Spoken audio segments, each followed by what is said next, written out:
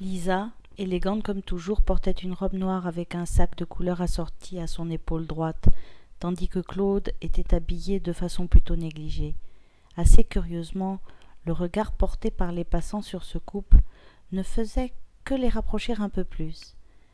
Lisa esquivait ces regards fixes avec un air espiègle. Ils suscitaient la perplexité autour d'eux.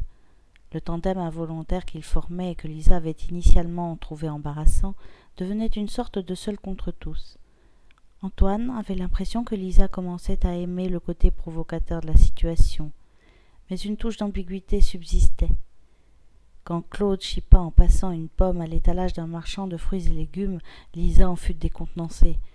En lui lançant un clin d'œil, il faisait d'elle sa complice. « Vous voulez croquer ?» lui demanda-t-il. « Non, merci, » répondit Lisa de façon hâtive et ferme. Ils arrivèrent près du musée, et elle voulut prendre poliment congé de Claude.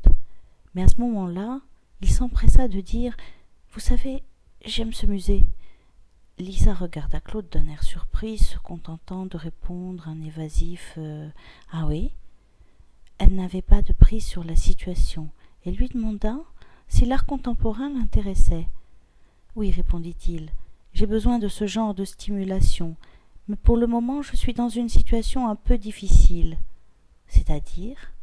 Lisa voulut en savoir plus, mais il l'interrompit. « Laissez-moi vous dire que mes revenus sont plutôt instables pour l'instant. » Sa franchise toucha Lisa. Antoine se leva et inséra un CD dans le lecteur. Avec la voix de Lou Reed en arrière-fond, il voyait Lisa et Claude au guichet du musée. Spontanément, Lisa l'avait invité à venir avec elle et dit à l'homme derrière la banque d'accueil qu'ils avaient tous deux un rendez-vous avec le directeur, M. Lacroix. L'homme montra avec prévenance l'ascenseur et indiqua 3e étage, 2e bureau à gauche.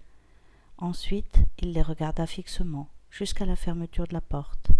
L'ascenseur s'arrêta au 2e étage. Claude remercia Lisa et sortit. Elle continua jusqu'au 3e, où elle eut un bref entretien avec M. Lacroix. Lisa ne pensait pas revoir Claude. Mais par le plus grand hasard, Antoine souriait tout en écrivant cela. Elle vit Claude se dirigeant tranquillement vers une pièce sombre dans le musée. Si Lisa avait pris l'ascenseur au lieu des escaliers, elle l'aurait manqué.